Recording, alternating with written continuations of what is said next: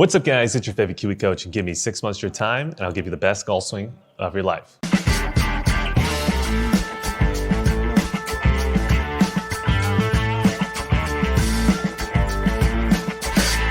So welcome back to the channel. If you guys are new to this channel, we do a bunch of videos on swing analysis, golf instructional videos like this, where we talk about certain topics like the iron swing, beginner golf, how to move your right hand. So if you're interested in golf instruction, getting better at your golf swing, this is the perfect channel for you. Today's particular video, we will be talking about the iron swing. A lot of you guys are really confused, should the iron swing be different from the driver swing? How should I be swinging the iron swing? If you just want the basics of the iron swing, this is the perfect video for you, and let's go ahead and jump in. But before we get into the video, I want to give a quick shout out to our sponsor, and that is KiwiGolf Japan. If you guys didn't know, YouTube does not pay the bills, and it's difficult to run a YouTube channel like this. So if you guys want to support this YouTube channel, check out the link after this video down below. It will be to our Kiwi Platinum membership site. All signups for this site really goes back into allowing us to continue to create videos for you guys on YouTube. So we'd highly recommend check it out. It really support us. And now let's get into the video. So before we get too far into the video, let me explain. When we're talking about the iron swing, we're typically talking about anywhere from about 9 iron to about 6 iron range. If we start to get into more of the longer clubs, the swing might be slightly different. So just for everyone at home, when you're watching this video, we're talking really about Kyuban to about Rokuban, let's say. So that out of the way, let's start getting into the first point. So to start off this video, let's talk about the basics when it comes to the hitting action with the irons. So to give you guys a visual of this, let's imagine that from this face-on view right here, the golf club is coming into the golf ball. So what we want to see happen with the irons is we want to see the club head hit the golf ball around 3/4 of the way down on the golf ball. And then from here, we're going to see the golf ball launch as the club head continues to go lower into the ground. So what that means is we're trying to get the low point, or where the club head reaches the lowest point in the arc of the swing, ahead of the golf ball. So to review that last section, when it comes to the overall picture with the irons, we want to see the club head hit the golf ball right around 3/4 of the way down. The golf ball starts to leave the face as the club head is still going down into the ground. And then ultimately the low point, or the bottom of that arc, should be ahead of the golf ball. That's the main points when it comes to the irons. So now that you guys understand the basics of the iron swing when it comes to the visual, right? We want that club head coming in, hitting a certain part of the golf ball, and then continuing to go down into the ground after the ball. Now that you understand that, well, what are going to be the setup mechanics that we have to do to encourage that? Because if we mess up with the setup, because it's the beginning of the golf swing, we could be making it increasingly difficult to get what we just talked about. So let me explain the first setup idea, which is going to be ball position. So if I go ahead and play the ball position more so off the inside of my left heel, this would be what's called a ball position that's very far forward in the stance. Now let's just use some common sense here and imagine, would it be easy for the club head to hit the golf ball where we want it to, and then get the low point ahead like we want it to with this ball position? Not necessarily. If I had the ball position this far forward, I'd probably have to slide my whole body so far forward to get what we want to have occur that it's going to be an inconsistent way to hit the ball. So we'd want to avoid that. So that's why with irons, actually, from Kyuban to Rokuban, we pretty much want to have a ball position right in the middle of the stance, or maybe about a golf ball to a golf ball and a half forward of the middle. If we can do this now, the body does not need to slide so far forward to get the club head to hit the golf ball where we want it to, and then get the low point where we want it to be. So ball position is the first mechanic of setup that is so crucial that you need to have if you want to get the proper hitting action with the irons. So the next important point when it comes to setup is going to be the sternum position relative to the golf ball, as well as relative to my belt buckle here. So a lot of people in Japan are typically taught, even with irons, that you want to get the sternum behind the golf ball. Now, for most tour players, do you see that with irons? Not necessarily. You see some players have the sternum slightly behind the golf ball, but the majority of players are going to have the sternum situated pretty much at the golf ball, maybe slightly ahead of the golf ball, or maybe slightly behind. And when we talk about measurements there, it's probably right around maybe an inch ahead of the golf ball at the very max, or maybe an inch behind the golf ball at the very max when it comes to the sternum placement. The reason why this is so important is typically the bottom of the swing is going to be tied to where your sternum is situated. So if I get my sternum more and more behind the golf ball like this, the bottom of the swing is going to be more and more behind the golf ball. If I get the sternum situated more and more this way, the bottom of the swing is going to be more ahead of the golf ball. So at address, why don't we make it easier on ourselves and try to get the sternum situated in pretty much in line with this belt buckle, which means that it's going to be situated pretty much on top of the ball at address. If we can do that with irons, what you're going to find is it's going to make it much easier on the downswing now to get the sternum pretty much on top of the golf ball or slightly ahead, and it's going to be easy to get the overall hitting action that we talked about earlier. The more and more you actually get your sternum behind the golf ball, the more difficult it's going to be to get the low point where we want it to be. You're really going to have to drive your hands forward. You're going to have to slide your whole lower body forward probably. And everything that we want to do just becomes more difficult because there's more moving parts to the swing. So let's simplify the motion. At setup, get your sternum pretty much on top of the golf ball, maybe slightly behind or slightly ahead is okay.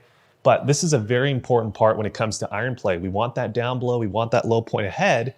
Get the sternum situated in a good spot. So for this particular video, the last thing we're going to bring up at address is going to be where should I have the grip in situated? Now, I know there's other points in the address like stance width or maybe, stance alignment. Also, you're probably thinking about maybe where the hips should be pointed towards, right? Should I slide the hips forward like this or backwards? This particular video, I don't want to go into everything because I still want to get into the backswing and the downswing with the irons, and I don't want to make this too long of a video. And I'm sure there's other videos on YouTube that have this as well. But I think grip end, ball position, and sternum position is really the three main issues that people mainly struggle with when it comes to setup. So that's why I'm bringing it up in this particular video. So let's get into grip end placement. So one of the things that I personally like to see with irons is I like to see this grip in pointed somewhere either at the navel, the belly button, or slightly ahead of the navel. This is a really key and crucial point in my opinion to be able to get the low point ahead of the golf ball, as well be able to take a little bit of loft off of the club as you hit the golf ball. Those are two key points when it comes to the iron swing that you really want to do. So why make it difficult on ourselves and set up with the grip end behind the navel like this and then have to actually go like this somewhere on the downswing? Why do that? Why don't we just preset it where we want it, put that grip in either at the navel or slightly ahead, and this would be the perfect position of where you want the grip in to be at setup. So as you can see with all of these setup ideas, it's really just presetting where you want to be when you're hitting the golf ball, right? So we don't want to preset ourselves so far away from our impact positions to where it makes it difficult. That's a really key point here. I want you guys to rewatch this part a couple of times just to get the basics. Now let's move into the backswing. So as we start to get into the backswing, one of the most important things to understand is going to be the plane of the swing when it comes to the irons. So now to make it really easy to image this plane, I want you guys to take a look at the lie angle of the golf club. If you guys don't know what the lie angle is, let me explain that really quickly. It's basically this angle that's created right here. That would be the lie angle of the club. When we're hitting irons and wedges, what happens here is that whole lie angle gets more and more vertical as opposed to driver and woods are getting a little bit more and more flatter. So because the lie angle of the club is a little bit more on the vertical side with irons, that means the plane of the iron swing should be much more steep than the plane of the driver swing and the woods. So because the plane needs to be more steep, there's some really important key points with the club shaft movement and the body movement that needs to occur so that you can get on plane and be able to get the down blow that we were talking about earlier. So let's start to go over those key points. So the first key point I want to talk about is going to be the body planes that we're trying to control. So if you guys don't even know what I'm talking about right now, let me quickly explain.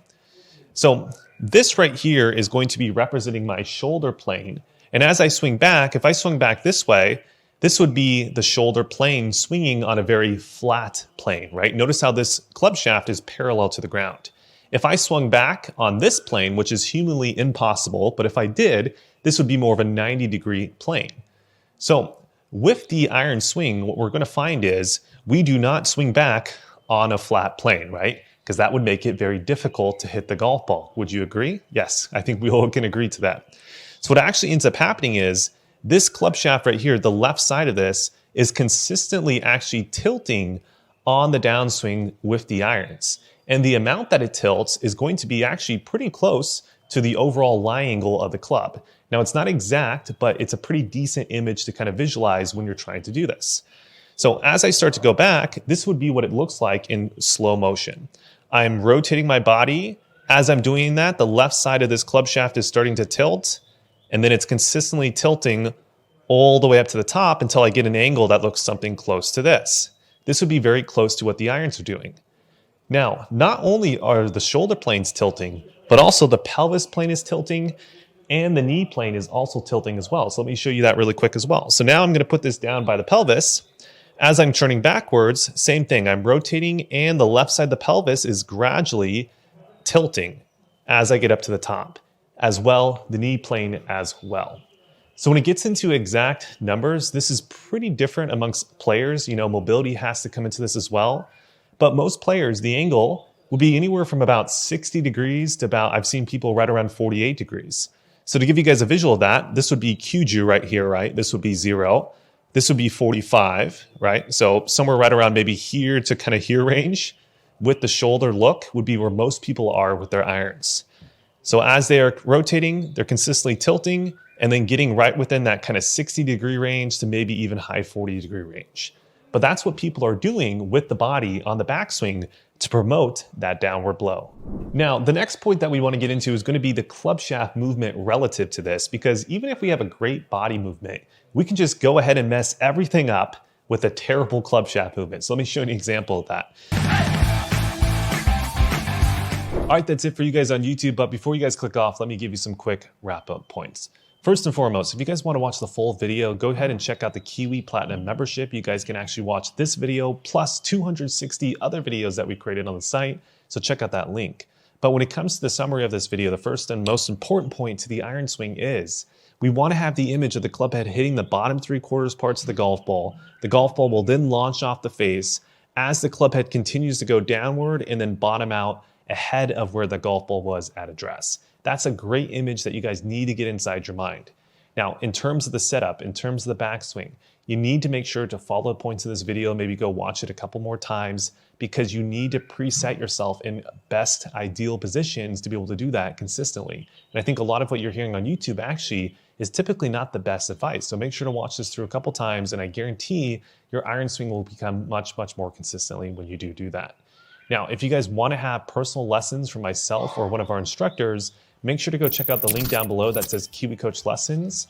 We actually just launched one of our new instructors, Hiroshi-san, where if you sign up for his waiting list, because he will be launching in about a month's time, if you're one of the first 10 people to do that, you will actually get a free lifetime membership to our Kiwi Platinum membership, which has over 260 videos of golf instruction. So you'll get that automatically. And then also you'll get entered into a free giveaway where we're going to give away one of you guys a free round lesson with myself and Hiroshi-san for 9 holes. So if you guys are interested in getting lessons from Hiroshi-san or myself, check out that link down below. And then other than that, make sure to like, comment, subscribe, share, all that good stuff. And I'll see you guys in the next video.